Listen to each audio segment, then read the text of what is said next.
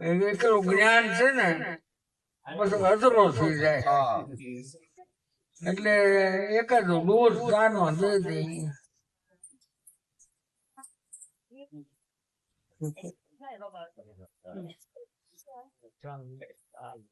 એક સંત અને એની પાસે એક જુવાન કાયમ સત્સંગ કરવા આવે. પણ 11-12 વાગે ને એટલે તડામાર કરે કે બાપુ હવે મારે ઘરે જવું પડશે.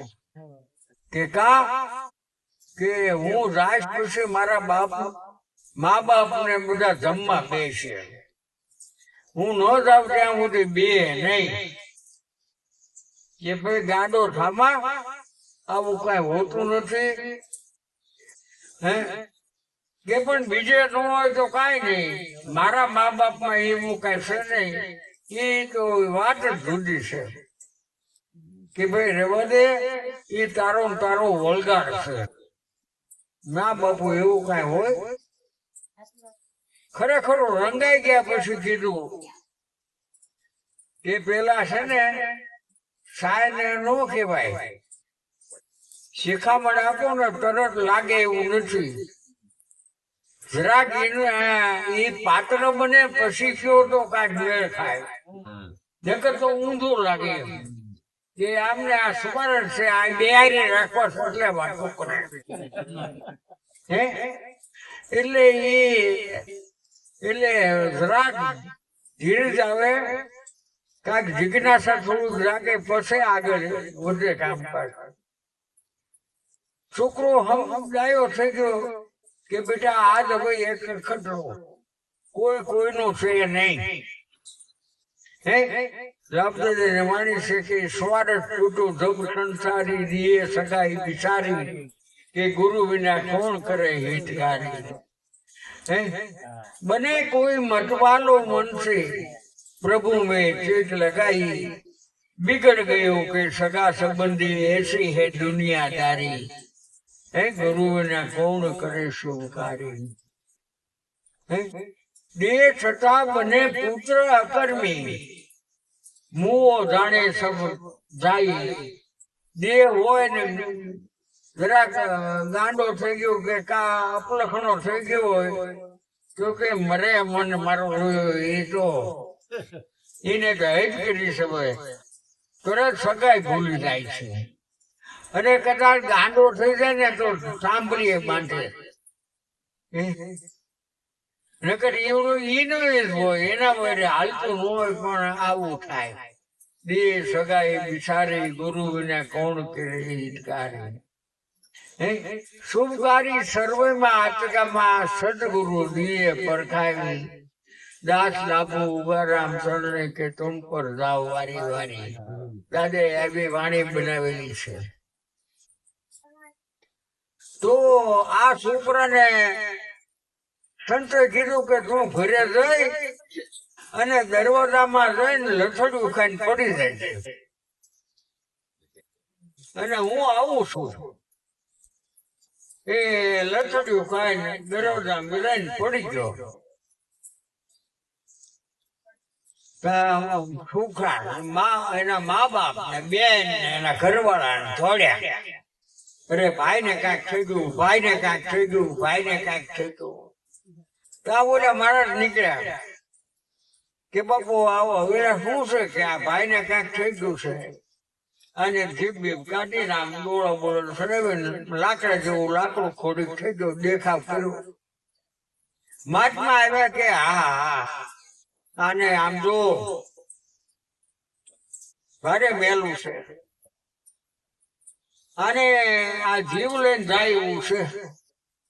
પણ બાપુ કોઈ વાતે એક છે, આના બદલે તમે કોઈ પણ બે જાઓ તો એ બેઠો થઈ જાય. એટલે ઓલા ભાઈ ને એના બાપ ને કીધું કે આવો ને તમારો કંધો તો રાય છે, તમે એના બદલે બે જાઓ એ બેઠો થાય. એ વાત તો તમારી હાચી, પણ કે પણ આમ હાચી નહીં કોણ જાય છે કે એ બધું હાચી વાત તમારી પણ મર્યા વાય કોઈ મર્યું છે? હા છે, બીજા છોકરાનો ભાગમાં છે તો લાવો દેશો.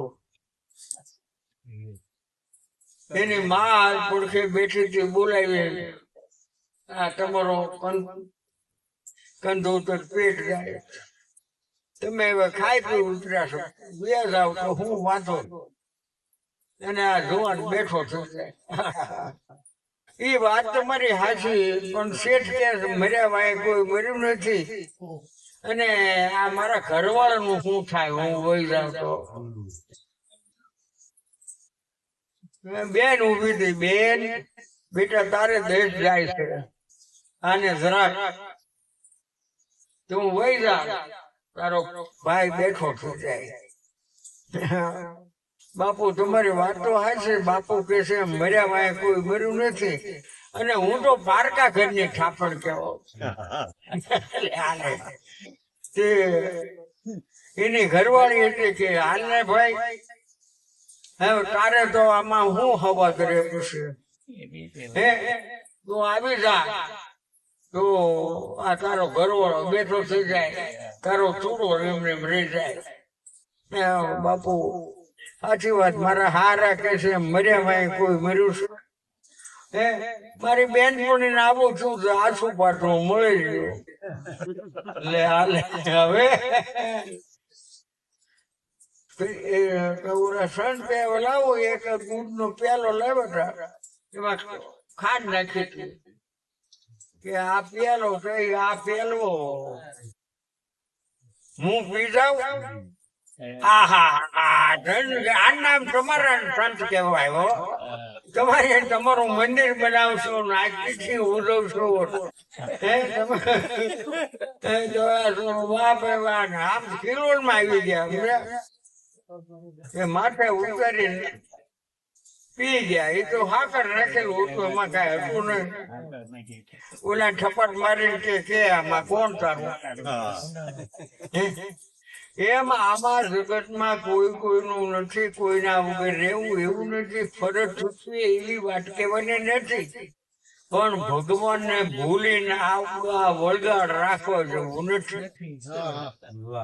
એટલું ધ્યાન રહેતો ઘણું છે. પણ આપણે શું કરીશું? ભગવાન પછી પેલું મને આટલું થઈ જાવ, આ સત્સંગ તો છે, મને ગમે, પણ આજ મારો વેવાય એવો છે એટલે મારે થયો છે ને. આમાં તો સત્સંગ વાલો ક્યાં?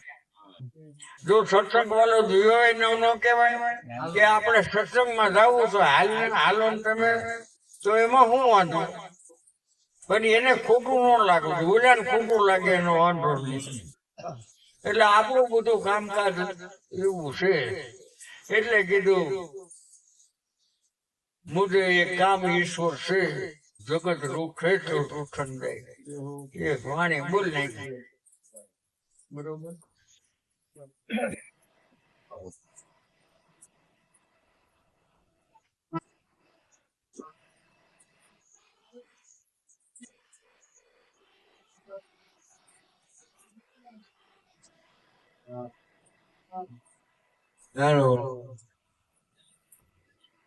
કોનું કામ છે કે જેને જયારે કોઈ શેડા સુધી જાય અને એક જ શેડો ઓળગે, એનું કામ છે. બ્રહ્માનંદની વાણી છે કે ગોવિંદ અને શબ્દ સમાય મિલે દંડવત બંધની અલગોલ ધ્યાન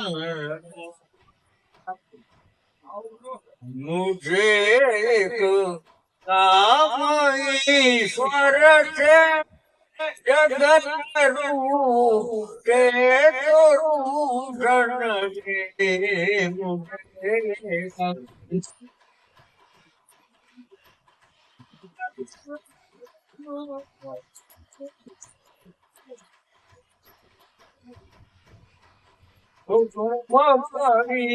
વાત